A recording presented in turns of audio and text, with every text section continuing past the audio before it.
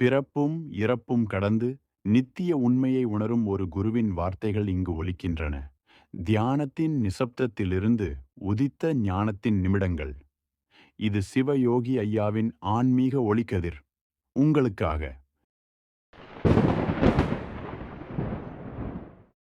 வணக்கம். இன்னைக்கு நாம மந்திரம் பத்தி கொஞ்சம் ஆழமா பேச போறோம். உங்ககிட்ட சிவயோகி சேனலோட சில குறிப்புகள் இருக்குதுன்னு சொன்னீங்க. ஆமா. அதுல மந்திரம் பத்தி நாம பொதுவா நினைக்கிறத தாண்டி சில வித்தியாசமான கருத்துகள் இருக்கு. ரொம்ப இன்ட்ரெஸ்டிங்கா இருந்துச்சு. ஆமா, ரொம்பவே வித்தியாசமான பார்வை அது. உங்க பேரே ஒரு மந்திரம்னு சொல்றது, அப்புறம் சில அதிர்ச்சியான வார்த்தைகள் கூட மந்திரமா இருக்கலாம்னு சொல்றது, இதெல்லாம் பத்தி கொஞ்சம் விரிவா பேசுவோமா? கண்டிப்பா. முதல்ல அந்த மூலத்துல மந்திரம்ங்கிற வார்த்தையை எப்படி பிரிக்கிறாங்கன்னு பாப்போம். மனம் அப்புறம் எந்திரம். ஓ, மனமும் யந்திரமுமா? ஆமா. அதாவது மனச ஒரு கட்டுப்பாட்டுக்குள்ள வைக்கிற இல்லனா ஒருமுகப்படுத்துற ஒரு கருவி, ஒரு டெக்னிக் அப்படிங்கிறாங்க. சரி சரி. அப்போ இது வெறும் சாமி கும்பிடுறப்போ சொல்ற வார்த்தை மட்டும் இல்லையா? இல்ல, அது ஒரு வகை அவ்வளோதான்.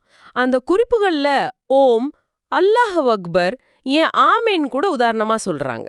கோவில்ல பூசாரி சத்தமா சொல்றதுக்கு ஒரு காரணம் இருக்குன்னு கூட குறிப்புல இருக்கு இல்லையா?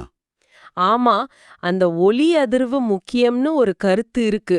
ஆனா இதுக்கும் மேல ஒரு சுவாரஸ்யமான விஷயம் என்னன்னா, என்னது அது? உண்மையான மந்திரம் நீர், அதாவது கண்ணீர்னு ஒரு பார்வை இருக்கு. கண்ணீரா?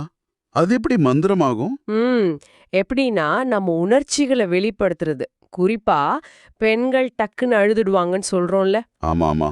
அது ஒரு மாதிரி மன அழுத்தத்தை வெளியேற்றுற செயல்பாடு. மனச கொஞ்சம் லேசாக்கும். ஓ சரி.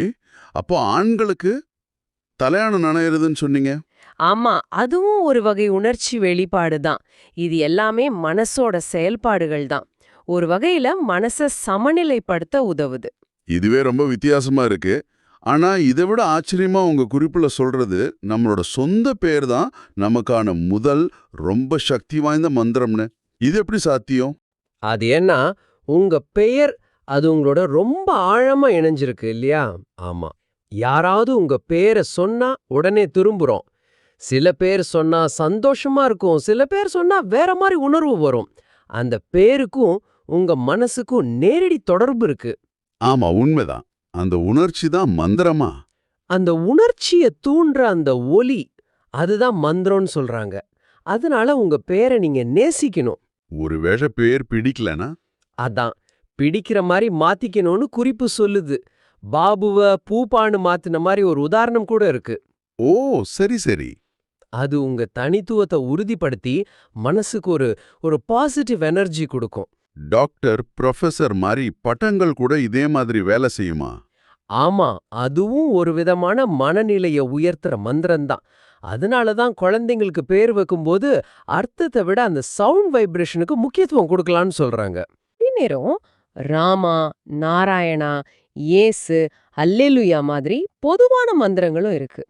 மக்கள் அதை திரும்ப திரும்ப சொல்லி ஒரு ஆறுதல் அடைகிறாங்க. கஷ்டத்துல முருகான்னு கூப்பிட்டா ஒரு தெம்பு வர்ற மாதிரி. அதேதான், கரெக்ட். ஆனா இப்போ ஒரு ரொம்பவே அதிர்ச்சியான கருத்துக்கு வருவோம். சொல்லுங்க. இந்த ஓத்தா இல்ல தேவடியா பையா மாதிரி ரொம்ப கொச்சையான கெட்ட வார்த்தைகள் கூட ஒருத்தருக்கு அது மன வலிமைய கொடுத்தா அதுவும் ஒரு தனிப்பட்ட மந்திரமா செயல்பட முடியும்னு குறிப்பு சொல்லுது. ஆனா இது மனசுக்குள்ள மட்டும். என்னது? கெட்ட வார்த்தை மந்திரமா? இது இது எப்படி? இங்கேயும் அந்த வார்த்தையோட அர்த்தத்துல சக்தி இல்ல, அத சொல்றவரோட மனநிலையில தான் சக்தி இருக்குன்னு அந்த மூலம் விளக்குது. புரியலையே. ஓ, இப்போ ஓத்தா வாசுன்னு ஒரு உதாரணம் சொல்றாங்க. எம்.ஆர். ராதா வாசல்ல இடிச்சுக்கிட்டா முருகான்னு சொல்ல மாட்டாராம், ஓத்தான் தான் சொல்வாராம். அந்த நேரத்துல அவருக்கு அதுதான் ஒரு விதமான ரிலீஸ், ஒரு பலம் கொடுக்குது. ஓ, அப்போ இந்த வார்த்தையில் இல்ல, அந்த மனநிலையில தான் விஷயமா? அதேதான், அது அவரோட அந்த நேர மந்திரம். ஆனா இது ரொம்ப பர்சனல், மனசுக்குள்ள வச்சுக்க வேண்டியதுன்னு தெளிவா சொல்றாங்க. சரி சரி. அப்போ மந்திரம்ங்கிறது ஒரு கருவி மாதிரி, ஒரு டூல். தேவைக்கேத்த மாதிரி பயன்படுத்தணும், அதுல மூழ்கிடக்கூடாதுன்னு சொல்றாங்க இல்லையா? ரொம்ப சரி. அது ஒரு டூல் கிட் மாதிரி தான். தேவைப்படும் போது மட்டும் எடுக்கணும், இல்லனா அதுவே ஒரு பழக்கமாயிடும். அப்புறம் இன்னொரு முக்கியமான விஷயம், என்னது? வாய் விட்டு சொல்றதுக்கும் மனசுக்குள்ள சொல்றதுக்கும் உள்ள வித்தியாசம். ஓ, என்ன வித்தியாசம்? வாய் விட்டு சத்தமா சொல்லும்போது சில சமயம் அதோட சக்தி குறையலான்னு ஒரு கருத்து இருக்கு. அப்புறம் உங்க அடையாளம் வெளிப்படும். எப்படி? இப்ப நீங்க நாராயணான்னு சொன்னா பக்கத்துல இயேசுன்னு சொல்றவருக்கு பிடிக்காம போகலாம். தேவையில்லாத முரண்பாடு வரும். அதனால மனசுக்குள்ள சொல்றது பெட்டருங்கிறாங்க. காயத்ரி மந்திரம் மாதிரி விஷயங்களை கூட அர்த்தம் புரியாம சும்மா ஒப்புவிக்கிறத விட உணர்ந்து சொல்றது முக்கியம்னு சொல்றதும் இதுக்குதானா? ஆமா, அந்த உணர்வு தான் முக்கியம், வெறும் வார்த்தைகள் இல்ல. கடைசியா இந்த மந்திரங்களை சொல்றதையும் தாண்டி உள்ளுக்குள்ள கேக்குற ஒரு ஒளி, ஒரு நாதத்தை உணர்றது தான் உயர்ந்த நிலைன்னும் அந்த குறிப்பு சொல்லுது. ஆமாம், அதுதான் அல்டிமேட் ஸ்டேஜ்னு சொல்றாங்க. அப்போ சுருக்கமா சொல்லணும்னா மந்திரம்ங்கிறது மனசுக்கான ஒரு பவர்ஃபுல் கருவி. உங்க பேரே உங்க முதல் மந்திரமா இருக்கலாம். ஆமா, உங்களுக்கு மன வலிமை தர்ற எந்த ஒளியும், அது நல்ல வார்த்தையோ கெட்ட வார்த்தையோ, உங்க மனசுக்குள்ள அது மந்திரம்தான். ஆனா இதெல்லாம் ஒரு கருவிதான், விழிப்புணர்வோட பயன்படுத்தணும். கரெக்ட். இறுதியா நீங்க யோசிக்க வேண்டிய ஒரு கேள்வி இருக்கு. சொல்லுங்க. உங்களுக்கு வலிமை தர எந்த ஒளியும் மந்திரமா இருக்கலாம். ஆனா உச்சகட்ட நிலைங்கிறது மந்திரத்தையே கடந்து உள்நாதத்தை கேட்கறதுன்னா, அப்போ இந்த புனிதமான வார்த்தைகள்னு நம்ம நினைக்கிறதோட முக்கியத்துவம் என்ன?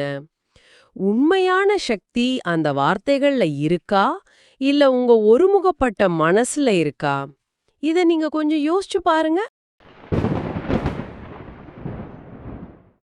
தெய்வீக உணர்வில் கலந்து ஒவ்வொரு நொடியும் உங்கள் உள்ளத்தை தூண்டும் இந்த பேச்சுகள் தொடரும். சப்ஸ்கிரைப் செய்யவும், பகிரவும். நீங்கள் மட்டுமல்ல, மற்றவர்களும் இந்த ஒளியில் நனைவார்கள்.